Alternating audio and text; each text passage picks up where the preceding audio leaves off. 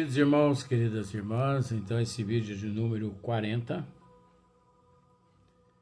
Ação e reação, estamos terminando. Capítulo 2, comentários do instrutor Druso. Então aqui, vamos dar sequência. Voltando umas duas linhas. Nossas faculdades mnemônicas relativamente às nossas quedas morais assemelham-se, de certo modo, às conhecidas chapas fotográficas, as quais, se não forem convenientemente protegidas, sempre se inutilizam. Daqui em diante, sequência. O mentor fez pausa em suas considerações e continuou. Pois continua aqui Druso, a preleção ali a todos os ouvintes. Então olha que maravilha, olha o que ele agora vai nos dizer aqui. Imaginemos a mente como sendo um lago, uma piscina, Mas vamos imaginar a nossa mente sendo um lago, uma represa, Se as águas se acham pacificadas e límpidas, o que ele está querendo dizer com isso? Imaginemos a mente como sendo um lago. Águas pacificadas. Pacificadas é o mesmo que calmas, parada, tranquila, paradinha. Chega próximo a uma represa para você ver, quando não há vendaval, e observa a água paradinha, Então, pacificada e limpa. Então, o que ele está querendo dizer? A água calma e límpida. Limpinha.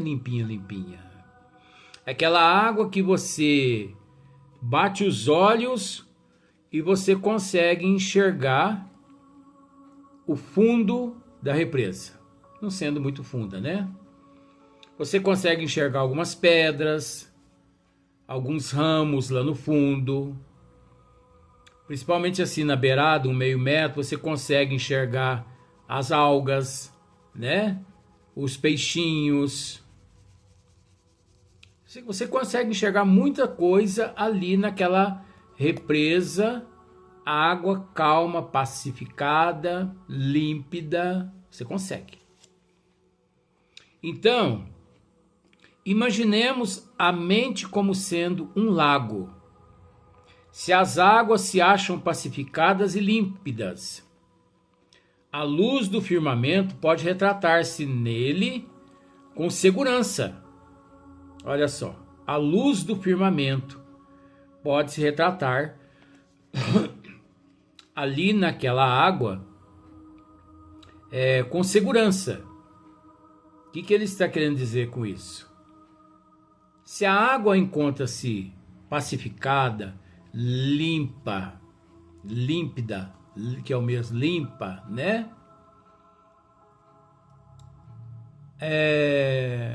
A luz, a imagem de fora é retratada naquela água como se aquela água fosse um espelho. Se é noite, você consegue ver a lua na água, a imagem dela, de tão calma a água, de tão limpa, de tão pura. Você consegue ver as estrelas, você consegue ver tudo à noite, ali naquela represa, como se aquela água fosse um espelho. Durante o dia, a mesma coisa. Ali próximo você fica observando, você consegue ver o sol, Conforme a noite anterior você viu a lua. As matas em volta, as árvores, você consegue ver o reflexo daquelas árvores, daquelas montanhas, naquela água pacificada, calma, límpida, não é? Então ele está, imaginemos a mente como sendo um lago desse. Agora olha só para você ver. Mas se as águas vivem revoltas, né? Se as águas vivem revoltas, se ao passar próximo a uma represa, em vez de você encontrar uma represa pacificada, uma água límpida, tranquila, paradinha, e em vez disso, você depara com uma água suja, né? Cheia de lama, revolta, trêmula. Não é verdade? Se você ainda pega algumas pedras e joga lá dentro daquela represa, aí aquelas ondas tremem toda. Ou você ali passando próximo, um vendaval, e o vendaval causa um rebuliço naquela água. O que vai acontecer? As imagens se perdem ao quadro das ondas móveis. As imagens se perdem. Principalmente quando o lodo acumulado no fundo aparece à superfície. Olha só. De certa forma, isso aqui é uma psicologia. Druso, ele está falando sobre nós aqui. E usando a represa, o lago, como se fôssemos nós. Pois é assim que nos acontece, a nossa vida é desse jeito. Se você estiver calma, tranquila, pacificada, bem tranquila, você consegue desfrutar da providência divina com clareza, com nitidez. Agora, se você apresenta revolta, não aceitação, não indignação, né? Aliás, uma pessoa, né, numa indignação danada, uma revolta, não humildade, obviamente você se assemelha a esta represa quando o lodo acumulado no fundo aparece à superfície, porque o que mais existe em nosso eu são lodos. Sim, lodos. Lodo que nós queremos dizer tudo aquilo que durante o nosso processo evolutivo que não serviu e que não servia para nada foi sedimentando. Sedimentando igual às camadas geológicas aqui na Terra. As mesmas camadas de sedimentação geológica aqui na Terra há em nós, nos nossos arquivos, no nosso subconsciente profundo principalmente, há essa sedimentação. E pode ter certeza que esta sedimentação quase sempre são sedimentações de lodo, sedimentação de coisas que não prestam, sedimentação de vícios e por aí em diante. A rigor, continua Druso, somos aqui nas zonas inferiores seres humanos muito distantes da renovação espiritual. Olha o que ele está dizendo. Somos aqui nas zonas inferiores, nas trevas, seres humanos muito distantes da renovação espiritual. Da renovação espiritual. Não obstante, desencarnados. Tivemos tudo. Seres que tiveram tudo. Mais de uma centena de oportunidade no corpo físico de se redimir. Mas, chegando-se aqui no corpo físico, permitindo a ilusão, a fantasia, o comodismo, o desculpismo, permitindo, enfim, a preguiça, o desânimo, a revolta, a não humildade, a não sinceridade. O consulente escutava-o, visivelmente surpreendido, e dispunha-se a formular interrogações novas ante a pausa que se fizera. Mas Druso, antecipando-se-lhe a palavra, acentuou em tom amigo. Porque não sei se você se lembra,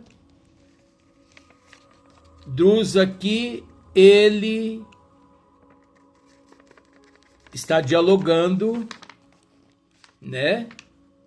Não só com o grupo todo, mas também com um jovem que chegou e lhe fez algumas interrogações com relação ao porquê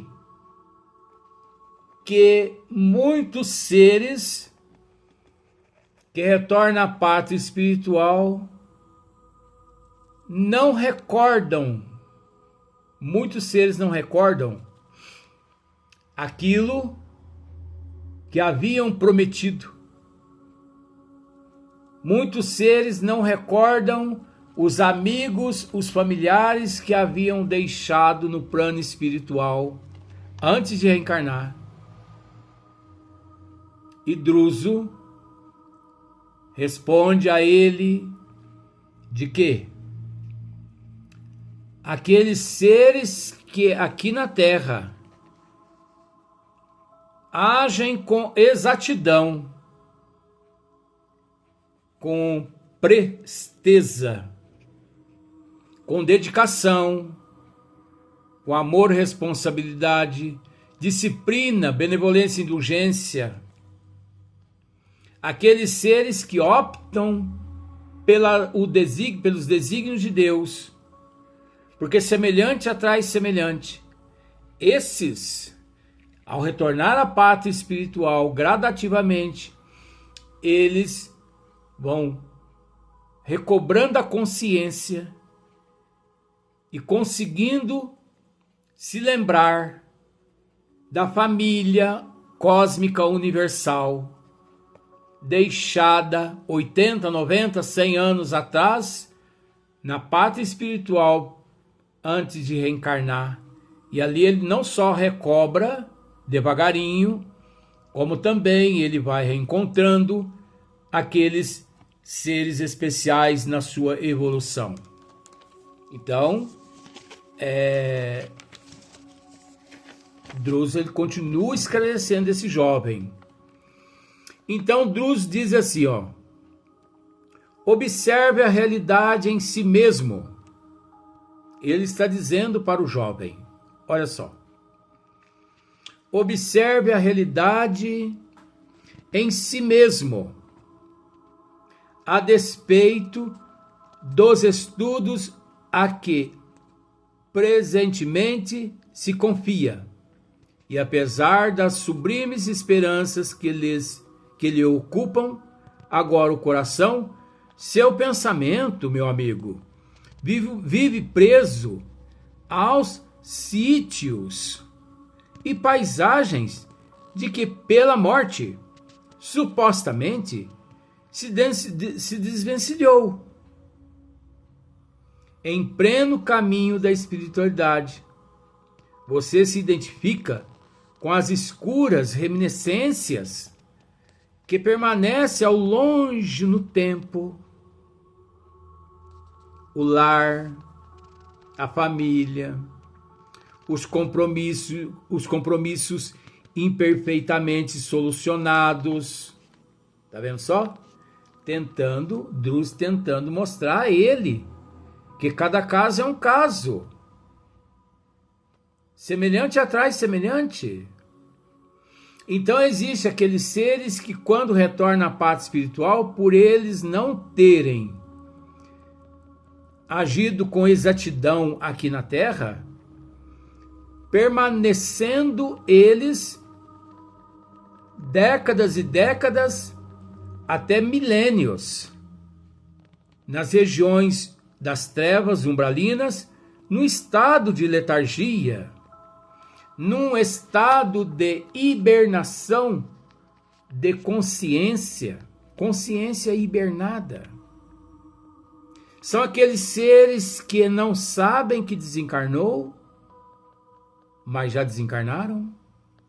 São aqueles seres que se encontram nas trevas, mas não sabem que estão nas trevas. Aqueles seres que são socorridos pelos benfeitores espirituais, mas que não sabem que são socorridos. São reencarnados compulsoriamente, mas não sabem que foram reencarnados. Olha só para você ver. Porque cada caso é um caso. Tudo isso, meu irmão, é lastro, inclinando a sua mente para o mundo físico, onde nossos débitos reclamam sacrifício e pagamento. Olha só. Onde nossos débitos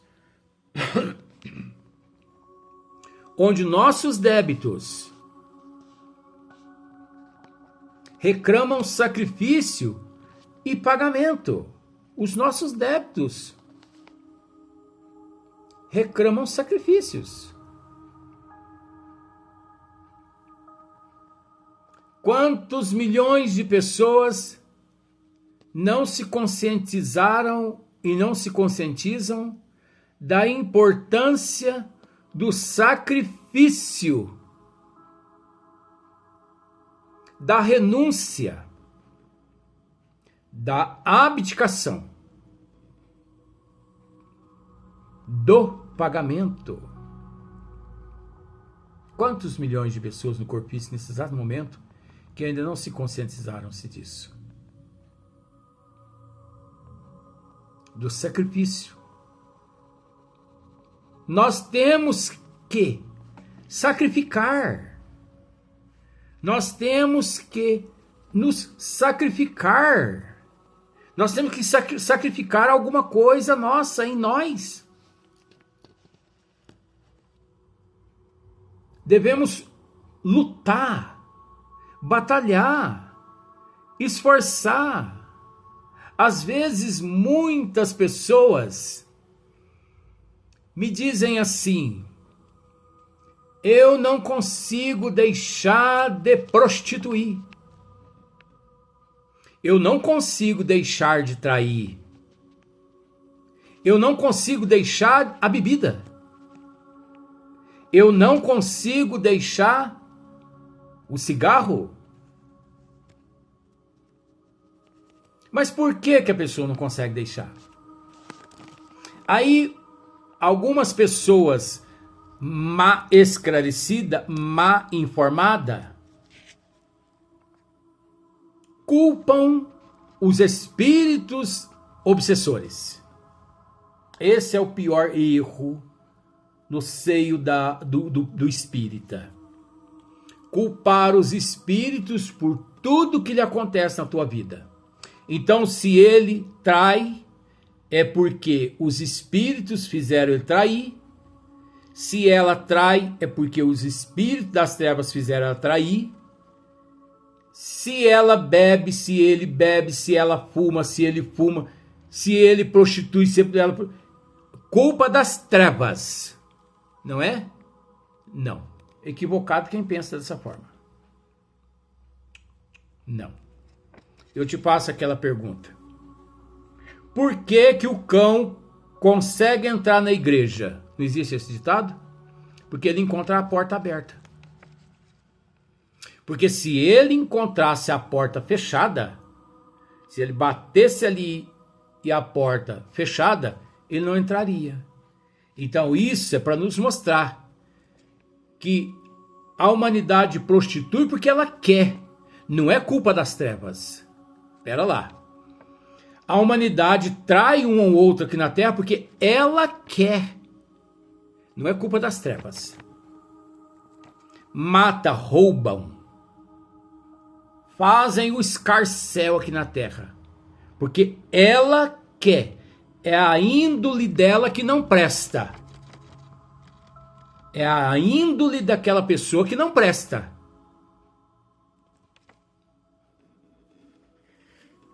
Por isso, aquela má índole é como se fosse um odor fétido de uma carniça, de um animal em decomposição. É lógico, olha só para você ver a análise agora. O que atrai o urubu?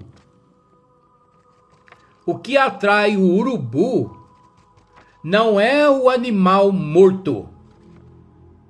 O que atrai o urubu é o odor fétido na atmosfera. Por isso, ele capta e ele sabe que nas proximidades há uma carniça a ser devorada. É a mesma coisa. A partir do momento que ele descobre aquela carniça, eles descem e eles devoram aquele corpo daquele animal todo em questão de horas. Assim as trevas e o ser humano. As trevas, elas observam um por um. As trevas conhecem a humanidade toda. Conhece todos os pontos fracos. Todos os vícios e todos os desejos, todos os sentimentos, gosto, vontade, fantasia, ilusão, conhece tudo. Então elas ficam próximas. Os obsessores, as trevas, os vampiros, elas ficam por perto, analisando o indivíduo. E quando elas percebem que aquele indivíduo no corpo físico abre o campo vibratório, mental, mais para o lado de uma podridão, o que eles fazem? Aí eles infiltram as opiniões deles, as sugestões deles, as inspirações deles. Aí sim. Mas é preciso entender que o primeiro passo, quem dá, é o encarnado. Nunca que devemos culpar os espíritos das trevas. Nunca. Porque os espíritos das trevas, os obsessores, eles não têm culpa nenhuma. Inclusive, principalmente os obsessores, eles estão numa situação ali de ignorância tão grande, tentando rever aquilo que eles foram lesados em outras existências, estão ali cobrando. Mas quem baixa o campo vibracional primeiro é o indivíduo, é o encarnado. Caso contrário, seria muito fácil, né? A pessoa rouba um banco, culpa das trevas. A pessoa mata alguém, culpa das trevas. Então vejamos, é necessário sacrifício. Agora, 99,9% da humanidade não querem sacrificar vícios. Não querem sacrificar sentimentos negativos. Não querem sacrificar desejos. Não querem sacrificar o orgulho, o egoísmo, a inveja e o ciúme. 99% da humanidade não querem sacrificar a ganância, a avareza, a inveja, o ciúme. Não querem sacrificar o desejo da prostituição, da promiscuidade, das drogas, das bebidas. Como, por exemplo, quantos milhões de pessoas, ou melhor, quantos milhões de litros de bebida são devoradas, consumidas por ano no mundo? Se eu disser para você aqui quantos milhões de litros de bebida são consumidas por ano no mundo, você vai se assustar. Por isso eu não vou dizer. Porque eu acho, com todo respeito, você tem também o direito e a obrigação de estudar. Porque se você procurar lá no Google, você vai descobrir quantos bilhões de litros de bebida o ser humano consome em um ano aqui na Terra. A humanidade toda. Você vai descobrir. Quantos bilhões de quilos de carne de animal, de aves, bovino, suíno, peixes, são consumidas aqui no mundo? Quantos milhões de toneladas de drogas ilícitas e também lícitas? Porque o cigarro é uma droga e é lícita, porque ela é autorizada pela justiça aqui da Terra, capenga. Quantos milhões de pacotes de cigarro são consumidas por ano no mundo pela humanidade? Quantos bilhões de pessoas morrem por ano no mundo, vítimas, simbólico, porque não existe vítima, do câncer pulmonar proveniente da nicotina. E por aí em diante. Quem está disposto a sacrificar todos esses desejos? Quem? Eu posso dizer para você que em cada 100 mil pessoas, umas 2, 3 pessoas.